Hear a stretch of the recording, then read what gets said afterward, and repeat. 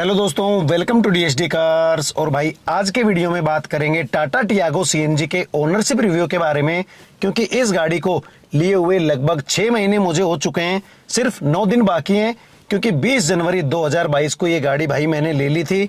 तो इन 6 महीनों में क्या कुछ मेरा एक्सपीरियंस रहा इस गाड़ी से, और लगभग 6000 किलोमीटर ये गाड़ी मैंने चला दी है। और इन 6000 किलोमीटर्स में 6 महीनों में कैसी ये गाड़ी मुझे लगी, हर तरीके से मैंने गाड़ी को चलाया है, माइलेज टेस्ट भी किए हैं, 5 आदमियों के साथ में भी, सिंगल में भी, डबल में भी, हर तरीके से मैंने गाड़ी को यूज करके देखा है। तो अपना जो एक्सपीरियंस है वो आप लोगों से मैं शेयर कर रहा हूं। हो सकता है किसी और भाई का जो कि टाटा टियागो सीएनजी यूज कर रहा है उसका एक्सपीरियंस मुझसे थोड़ा सा अलग हो, लेकिन आज के वीडियो में जो अपना एक्सपीरियंस है वो आप लोगों से मैं शेयर करने वाला हूं। और आपको उसमें क्या लगता है, नहीं लगता है, वो भी आप भाई कमेंट करके जरूर बता देना। तो जो मुझे फील हुआ वो इस गाड़ी के बारे में आज के वीडियो में आपको बताने वाला हूं। सबसे पहले अगर भाई मैं बात करूं इस गाड़ी के लुक्स के बारे में, तो मुझे इस गाड़ी के जो लुक्स हैं वो काफी बढ़िया लगे।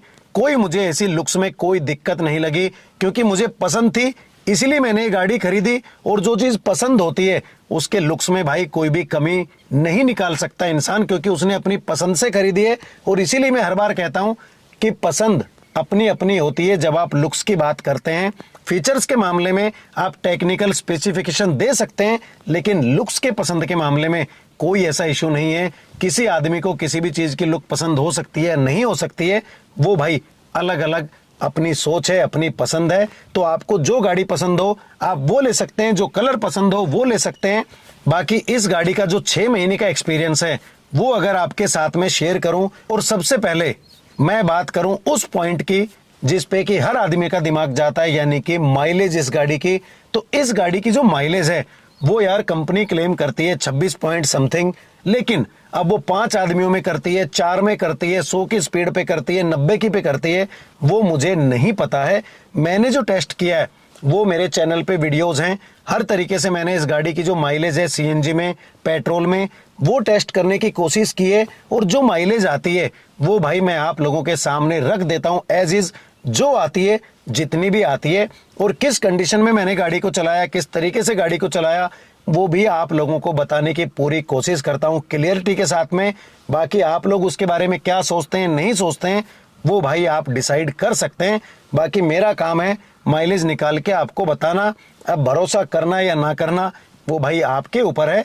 बाकी जो माइलेज है वो बिना एसी के 30 प्लस आपको मिल जाती है, लेकिन उसकी कंडीशन है कि आप लगभग 50 किलोमीटर 60 किलोमीटर लगातार अगर गाड़ी को चलाते हैं तो वो माइलेज आपको मिल जाती है। और नॉर्मल कंडीशन में, यानी कि जाम में आप नहीं घुस रहे हैं, बहुत देर तक अगर आप जाम में खड़े हैं तो भी माइलेज टूट जाती है।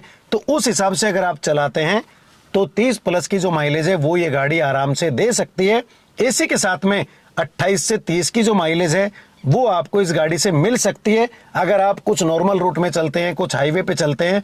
लेकिन अगर बिना गाड़ी को बंद किए 40 से 50 किलोमीटर आप गाड़ी को चलाते हैं हाईवे पे 70-75 की स्पीड पे, तो भाई 35 तक की भी जो माइलेज है वो हो सकता है कि आपकी गाड़ी भी दे सकती है एसी के साथ में, क्योंकि गाड़ी पे बिल्कुल भी प्रेशर नहीं पड़ता है। सिंगल बंदे के साथ में मैंने टेस्ट किया था। अब अगर उसमें आप 5 बंदे बिठा लेंगे तो जो माइलेज है वो हो सकता है कि उतनी ना आए, क्योंकि मैं आपको क्लियरिटी ये देता हूं हरदम कि मैं एक आदमी के साथ में माइलेज टेस्ट कर रहा हूं, 2 के साथ में कर रहा हूं या 5 के साथ में कर रहा हूं। वो चीजें सारी क्लियर आपको होनी चाहिए कि किस कंडीशन में गाड़ी ने कितनी माइलेज दी है। उसके बाद आप कमेंट करें कि आपने माइलेज गलत निकाली है या सही निकाली है, वो भाई आपके ऊपर डिपेंड करता है। उसके बाद अगर मैं आऊं फीचर्स में, तो फीचर्स में गाड़ी में भाई मेरे हिसाब से तो सब कुछ है। और ऐसे तो अगर हम चाहें कि ये भी हो, वो भी हो, वो भी हो, तो इस चीज का कोई एंड नहीं है।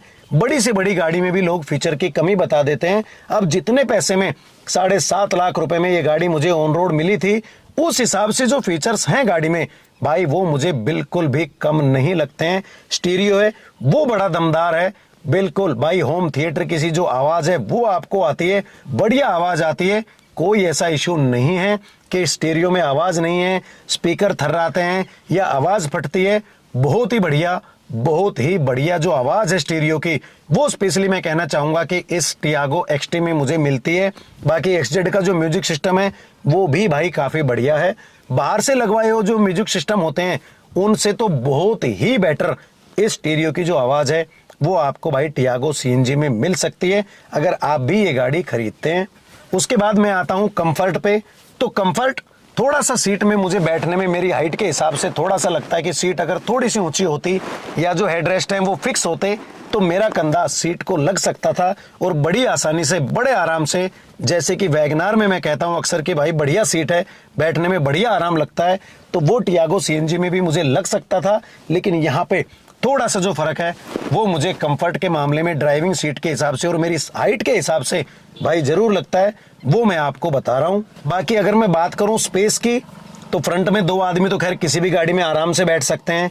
3 आदमी अगर नॉर्मल साइज के हैं, ज्यादा मोटे नहीं हैं, तो पीछे आराम से बैठ सकते हैं। लेकिन अगर 2 आदमी मोटे हैं, 1 आदमी ज्यादा मोटा है, तो भाई फिर 2 आदमी आराम से बैठ सकते हैं। अगर आप उसमें 3 आदमी बिठाएंगे तो थोड़ा सा जो एडजस्टमेंट है, थोड़ा सा आगे पीछे लगा लो या फिर कंधे एक दूसरे के ऊपर चढ़ जाएंगे, तो वो आपको जरूर भाई एडजस्ट करना पड़ेगा टाटा टियागो में। बाकी अब टियागो में अक्सर लोग कह देते हैं कि जो बूट स्पेस है वो कम है, तो भाई अगर हम गाड़ी ले रहे हैं तो उससे पहले शोरूम में गाड़ियां हैं, हम देख सकते हैं, समझ सकते हैं कि इसमें कितना बूट स्पेस है। खरीदने के बाद हम ये कहें कि इसमें बूट स्पेस नहीं है तो वो तो खैर एक बच्चों वाली बात हो जाती है। जब हम गाड़ी खरीदने से पहले देख सकते हैं कि इसमें इतना बूट स्पेस है और उसी के साथ में हम गाड़ी खरीदते हैं, तो उसमें कोई कमी वाली बात हम नहीं कह सकते हैं कि यार इस गाड़ी में बूट स्पेस नहीं है जी, बहुत बड़ी कमी है। तो वो भाई मेरे हिसाब से तो मैं नहीं कह सकता, क्योंकि मुझे पता है कि कितना स्पेस गाड़ी में है। वो स्पेस भाई मैंने देख के समझ के जानबूझ के लिया है और मुझे ऐसी कोई दिक्कत उस स्पेस से नहीं है, क्योंकि मुझे जो बूट स्पेस है उसकी ज्यादा रिक्वायरमेंट नहीं है। सिंगल आदमी की मेरी रनिंग है और भाई बड़े आराम से मैं इस गाड़ी को लेके चल सकता हूं। थोड़ा बहुत सामान, एक आध बैग होगा, उसको आप बूट में रख दो या फिर सीट पे रख दो, उससे कोई ऐसा ज्यादा फर्क नहीं पड़ता है। लेकिन अगर मैं कभी फैमिली के साथ निकलता हूं तो मुझे एडजस्टमेंट करनी पड़ती है। सीट फोल्ड करता हूं, पतले पतले बैग में सामान पैक करता हूं और स्टेपनी के ऊपर सिलेंडर के नीचे भाई मैं रख देता हूं। अब किसी को कुछ चाहिए तो भाई एडजस्टमेंट तो करनी पड़ती है। अगर आप चाहते हैं कि बिल्कुल भी एडजस्टमेंट नहीं करनी है तो भाई एसयूवी लो, उसमें जो बूट स्पेस है वो आपको फुल फ्लैश मिलेगा। और भी बड़ी गाड़ियां हैं जिनको आप ले सकते हैं अगर आपको इतना ही ज्यादा बूट स्पेस चाहिए। सीएनजी भी चाहिए, बूट स्पेस भी पूरा चाहिए, जबरदस्त चाहिए, तो ये शायद भाई मुमकिन नहीं है टाटा टियागो सीएनजी में। अगर आप वैगनार लेते हैं तो वैगनार सीएनजी में टियागो सीएनजी से काफी ज्यादा जो बूट स्पेस है वो मिल जाता है। लेकिन उस टाइम पे फिर आपको पावर याद आएगी कि वैगनार में यार पावर नहीं है। तो हर चीज हर जगह शायद नहीं मिल सकती है, कहीं ना कहीं आपको एडजस्टमेंट करना पड़ेगा, सेक्रीफाइस करना पड़ेगा, अपनी जो नीड है, अपनी जो जरूरत है उनको क्लियर करना पड़ेगा और वहां से आपको पता चलेगा कि आपको भाई गाड़ी कौन सी खरीदनी है। उसके बाद आते हैं पावर पे। तो अगर मैं पावर की बात करूं तो भाई टियागो सीएनजी में जो पावर है वाकई में जबरदस्त है। 73 बीएचपी की जो पावर है वो आपको टियागो सीएनजी में मिलती है, जबकि वैगनार में भाई 56 बीएचपी की जो पावर है वो आपको मिलती है। अब 56 और 73 में भाई बहुत ज्यादा फर्क होता है। चाहे आप एसी चला लो इस गाड़ी का, लेकिन जो दबाव है वो बहुत मिनिमल आपको महसूस होता है, बहुत कम महसूस होता है कि गाड़ी पे एसी का दबाव पड़ रहा है। जबकि वैगनार में अगर आप एसी चलाते हैं तो उसमें थोड़ा सा ज्यादा जो दबाव है वो आपको एसी की वजह से महसूस होता है। और माइलेज टूटने की जहां तक मैं बात करूं कि टियागो में एसी के साथ में कितनी माइलेज टूटती है, वैगनार में कितनी टूटती है, तो जो मैंने फेस किया है, जो मैंने फील किया है, एक्सपीरियंस किया है, उस हिसाब से टियागो सीएनजी में एसी के दबाव से कम माइलेज टूटती है। जबकि वैगनार में या सेलेरियो में आप लगा लो, वो भी टेस्ट मैंने किया हुआ है, उनमें अगर आप एसी चलाते हैं तो काफी ज्यादा जो माइलेज है वो डाउन आ जाती है, क्योंकि छोटा इंजन है और एसी का जो प्रेशर है वो उतना ही पड़ता है और पावर गाड़ी के पास कम बचती है चलने के लिए, तो उसमें गाड़ी जोर मार के जो माइलेज है भाई उसको कम कर देती है। तो टियागो सीएनजी में जो भी माइलेज आपको मिलेगी, 26 मिले, 28 मिले, 30 मिले, उसमें एसी चलाने से बहुत ज्यादा फर्क आपको नहीं पड़ेगा। तो अगर आपको पावर चाहिए, ड्राइविंग एक्सपीरियंस बढ़िया चाहिए, पावर के मामले में भाई टियागो जितनी वैगनार या सेलेरियो कभी भी इसकी बराबरी नहीं कर सकती है, क्योंकि 1.2 लीटर का इंजन है, बढ़िया पावर आपको टियागो सीएनजी में मिलती है। अब कोई झूठ मूठ की कमियां गिनवाने लगे तो ऐसे तो भाई किसी भी गाड़ी में कोई भी कमी आप गिना सकते हैं, लेकिन अगर आपके पास कोई स्पेसिफिक रीजन है कि ये गाड़ी में कमी है और ये वजह आप उसकी बता सकते हैं, उसको एक्सप्लेन कर सकते हैं और रीजन प्रॉपर बता सकते हैं, तो वो कमी भाई मैं भी गाड़ी में मान सकता हूं। लेकिन मेरी नज़र में फिलहाल में ऐसी कोई भी कमी इस गाड़ी में नहीं है। सिर्फ जो कार चेक की लाइट है वो मेरी गाड़ी में आ गई थी और वो भी आप सब लोगों के सामने मैंने जाहिर कर दिया था कि भाई ये प्रॉब्लम है। कुछ लोगों ने बोला कि आप प्रॉब्लम क्यों बता रहे हो, भाई मेरा काम है वीडियो बनाना, आप लोगों को जानकारी देना, और जो प्रॉब्लम आई है वो आप लोगों के सामने मैंने रखी थी। अब उसमें गलत किया या सही किया वो भाई आप भी कमेंट करके बता सकते हैं।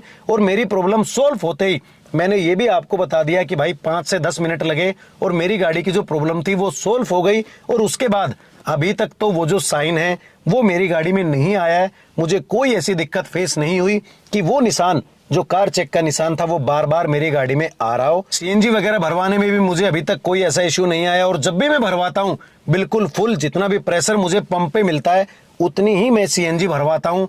कोई ये कह दे कि भाई सीएनजी कम भरवानी चाहिए, फुल अगर भरवाएंगे उससे कोई दिक्कत होती है, तो ऐसा कुछ भी नहीं है। मेरे साथ तो ऐसा बिल्कुल नहीं है और जो अपना एक्सपीरियंस है वही भाई मैं आपको बता रहा हूँ कि चाहे आप जितना प्रेशर है उतनी फुल गाड़ी में सीएनजी भरवा लें, कोई भी इशू आपको नहीं होता है। मेरी गाड़ी में तो बिल्कुल भी नहीं हुआ। अगर आपको कोई ये कह रहा है तो मेरे हिसाब से फिर वो ठीक नहीं है, क्योंकि अगर हम बार बार सीएनजी की लाइन में लगें 4 किलो 4.5 किलो गैस डलवाएंगे तो भाई इतना टाइम तो शायद किसी के पास भी नहीं होता है। एक दो भाइयों का जो क्वेश्चन है वो आ रहा था कि क्या टियागो एक्सटी सीएनजी में कूल्ड ग्लो बॉक्स है, तो भाई cooled glove box Tiago XT CNG में नहीं है। ये जो आप देख रहे हैं ढक्कन, ये सिर्फ यहाँ पे होल को पेस्ट करने के लिए दिया गया है, बाकी इसमें कोई भी ऐसा कूलिंग सिस्टम नहीं है। तो भाई मेरा जो ओवरऑल एक्सपीरियंस है इस गाड़ी की ड्राइविंग का वो बहुत ही जबरदस्त है। बहुत ही बढ़िया गाड़ी पिकअप लेती है, अच्छी भागती है, पता भी नहीं लगता कि कब 50 60 70 80 90 तक जो गाड़ी है वो चली जाती है। तो इस मामले में, पावर के मामले में, स्पीड पकड़ने के मामले में बहुत ही बढ़िया गाड़ी भाई मैं टियागो सीएनजी को कह सकता हूं। इतने दिनों से यूज कर रहा हूं। उसके बाद आता हूं मैं टायर्स पे, तो इस गाड़ी में भाई 14 इंच के टायर्स मुझे मिल रहे हैं, जबकि वैगनार में सिर्फ 13 इंच के टायर्स मिलते हैं। तो 1 इंच बड़े टायर्स इस गाड़ी में मिलते हैं, तो कहीं ना कहीं जो स्टेबिलिटी है वो भी भाई आपको गाड़ी में बढ़िया मिलती है। और जिस हिसाब से वैगनार की शेप है कि वो थोड़ी सी ऊंची है, बॉक्सी टाइप की गाड़ी है, लेकिन ये हैचबैक नीची साइज की गाड़ी है, तो इसमें कोई भी ऐसा इश्यू आपको नहीं होता है कि गाड़ी जो है वो रोल ले रही है या बॉडी रोल गाड़ी में ज्यादा है। बिल्कुल स्टेबल आपकी गाड़ी रोड पे चलती है, चिपक के चलती है। और भाई मुझे तो खास तौर से काफी बढ़िया मजा इस गाड़ी में आ रहा है गाड़ी को चलाने में। और सबसे बढ़िया एक फीचर इस गाड़ी का, या एक पॉइंट आप कह लो, कि जो स्टीयरिंग है वो यार मुझे बिल्कुल कमाल लगता है, बिल्कुल मक्खन इस गाड़ी का आप कह सकते हैं। बहुत ही मजेदार जो स्टीयरिंग है इस गाड़ी का वो आप मान सकते हैं। और जो भाई गाड़ी चला लेगा टाटा की या टियागो में कह लो आप, इस स्टीयरिंग के साथ में जिसने गाड़ी चला ली वो अगर दूसरी गाड़ी चलाएगा तो वो फील उसको बिल्कुल भी नहीं आएगी। और जो फर्क है वो उसको क्लियर पता लग जाएगा कि तुमने टाटा की गाड़ी चला के दूसरी गाड़ी चलाई है। जो स्टीयरिंग है वो वाकई में भाई जबरदस्त इस गाड़ी का है। बहुत ही बढ़िया फील आपको टाटा टियागो सीएनजी के स्टीयरिंग से आ सकती है। तो माइलेज डिपेंड करती है आपकी ड्राइविंग पे, कैसे आप गाड़ी चला रहे हैं, किस तरीके से गाड़ी को उठा रहे हैं, या जो पंप होते हैं उन पे भी हो सकता है कि गैस डलने में थोड़ा बहुत फर्क हो जाए। तो आप लोग एक पंप छोड़ के दूसरे पंप से भी डलवा के एक्सपीरियंस कर सकते हैं कि कहीं पंप टू पंप सीएनजी डालने में कोई इशू तो नहीं है, कोई दिक्कत तो नहीं है। तो वो भी आपको एक अच्छा सा जो एक्सपीरियंस है वो हो सकता है। और आपकी जो गाड़ी है अगर आप शॉर्ट रनिंग में चलाते हैं, 2-4 किलोमीटर आपने गाड़ी चलाई, बाजार चले गए, वहां पे खड़ी कर दी, बाजार में थोड़ा सा घूमे, फिर आप आ गए, फिर लेके चले गए, तो इस तरीके से अगर आप माइलेज नापने की कोशिश करेंगे तो चाहे कोई भी गाड़ी हो उस हिसाब से आपकी माइलेज काउंट नहीं हो सकती है। अगर आप ट्रैफिक में बहुत ज्यादा देर तक खड़े हैं, ट्रैफिक में, फुल ट्रैफिक में गाड़ी चला रहे हैं, घंटा 1 लग गया लेकिन किलोमीटर निकले 10, तो उसमें भी अगर आप माइलेज काउंट करेंगे तो माइलेज आपकी कम ही आएगी, क्योंकि आपकी गाड़ी स्टार्ट है 1 घंटे से लेकिन आपने किलोमीटर निकाले हैं सिर्फ 10। जबकि अगर आप नॉर्मल रूट में गाड़ी चलाते तो लगभग 40-50 किलोमीटर आप 1 घंटे में निकाल चुके होते। उस टाइम के माइलेज और ट्रैफिक के माइलेज में भाई बहुत ज्यादा जो फर्क है वो हो जाता है।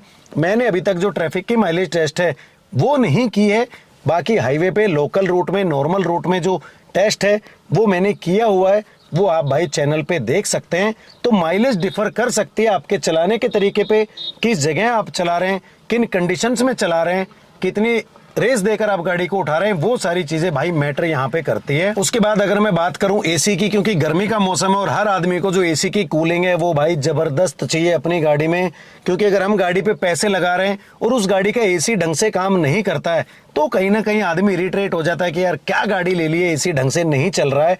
लेकिन आपको बता दूं कि टियागो सीएनजी का जो एसी है वो भी भाई जबरदस्त परफॉर्म देता है।